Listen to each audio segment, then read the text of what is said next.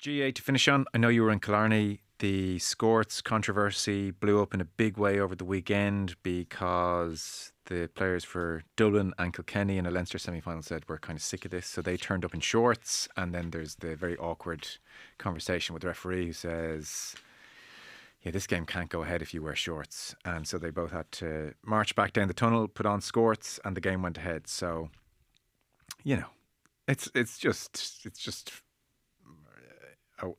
it's a weird controversy because even outside we were saying we should do a full episode on this at some stage this week. And I was sort of saying, great, can we get someone on who's in favour of Skorts? And that's impossible, is the funny thing. So yeah. Aisling Maher, Dublin captain, GPA co-chair as well, said, that was a career low for me today. 60 plus players ready to play a championship game in shorts, told the match will be abandoned if every player doesn't change into Skorts. The context most recently, obviously we could go back all the way, but I mean, the context most recently is this very month, April, give or take, 2024. The Camogie Congress was on in Clane, County Kildare. 150 representatives, delegates from counties all over the country. And so there were two separate motions at last year's Congress. So the first one was from Tipperary, and this was the most kind of, replace Skorts altogether. They're gone. We never wear them again. Shorts only. And that was by Tipperary.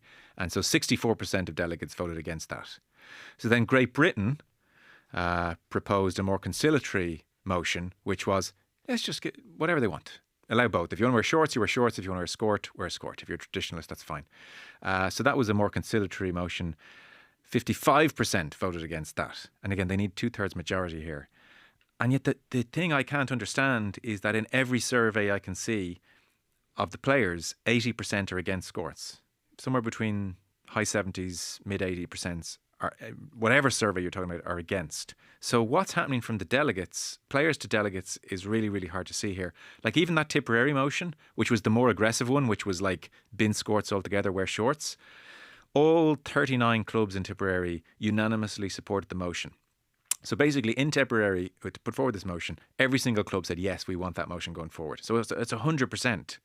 And then somewhere in the voting at Congress, it's like 64% against that one, 55% against having both shirts and Skorts available.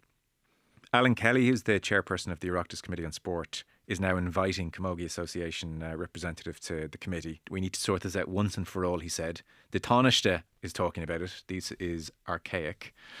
And then final one from me, the Camogie Association, they released a statement. They're citing, look, democratic vote. The good news is because it was defeated, it can't be brought before Congress again until 2027. So that's not going to last. And one of the aspects here for players, it's not just like they don't like how they look. It's also that they're uncomfortable to wear. And so the Camogie Association have said they're going to set up a working group and they'll test the Skorts for comfort, fit and design. That will begin in mid-May. Yeah, well, they said that last year as well when the motion was actually defeated. The thing about the motions being defeated at Congress, maybe just a bit more context, is that there are a couple of counties who have a lot of votes at Congress because of the number of clubs they have. Two of those counties are Wexford and Cork. As far as I know, they were both against the motions, and so were the outgoing whatever they call the hierarchy in the Camogie Association, the sort of management committee. Okay. They were all mandated to vote in unison against it. So Wexford and Cork have a lot of electoral college. Yeah, basically that's the kind of clout. But like in an overall, and it probably doesn't warrant a whole pile of debate because, it's just so blatantly obvious.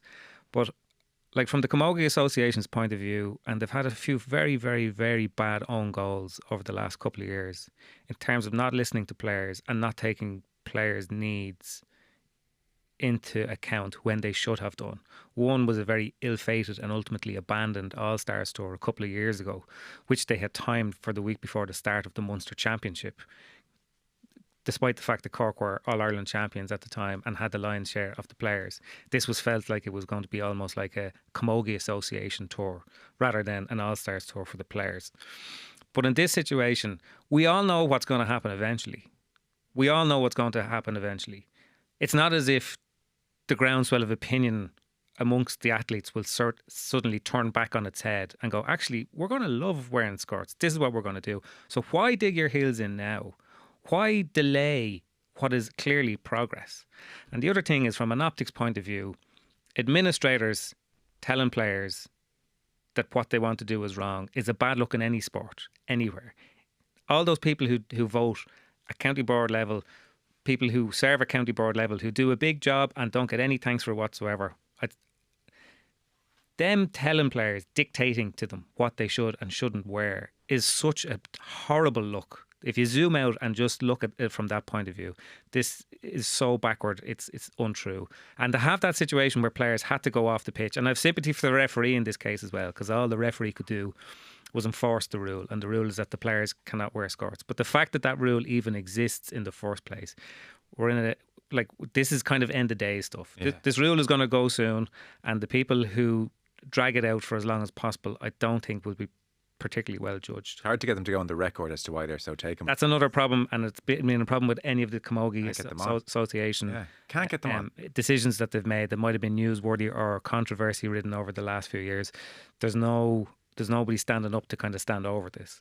It is sort of mad how these things happen. Like, you think of the City Irish women's team in Liberty Hall in 2017, and like there was obviously a protest and a threatened strike, but like, I was coming in today and like lunchtime radio, there was a big discussion about this, and you have something that's been in place for a long period of time, and then there's like a flashpoint, and it just goes to a place where you just know, as you said, everyone knows where this is going now. Like, once you, and it's the opportunistic thing where the politicians are getting involved now, where it's like, oh, this has got a bit of currency, we need to bring them in and do it. You know, there's people there who like would have had the platform before to comment on this, and they haven't. But you are just in that cycle where you know where it goes. The second thing that struck me, and Conor probably alluded to it there, it is striking so often in Irish sport how like the sort of archaic way in which committees or decision-making bodies are constructed can have such an imprint on the game. You know, and it's like the democracy, and we can't vote again. This is the way we've done it. These are the people who vote, and like this can extend to a lot of sports. And sometimes you just step back from it and go, "Wow, like how did you end up in this place?" Yeah, like I understand completely when committees turn around to players and say, "Look, we know you want to play, a match every 2 weeks, but we've got other factors to factor in an overall calendar." That's the function of committees. But when you're talking to players about how they're directly affected in terms of their comfort and their work. Like one of in conversations, one of the reasons that was given at Congress last year was like projected this kind of notion of femininity, that skirts were preserving that as opposed to shorts, which is just absolutely bonkers. Now I don't want to represent everybody that voted that way at Congress, but that was one of the reasons given for retaining it. So no, this is one of those things that when it's gone, we'll quickly laugh at where it was, but we sort of need to move on with this thing pretty quickly. Laughing now, it's so ridiculous. Yeah. You know?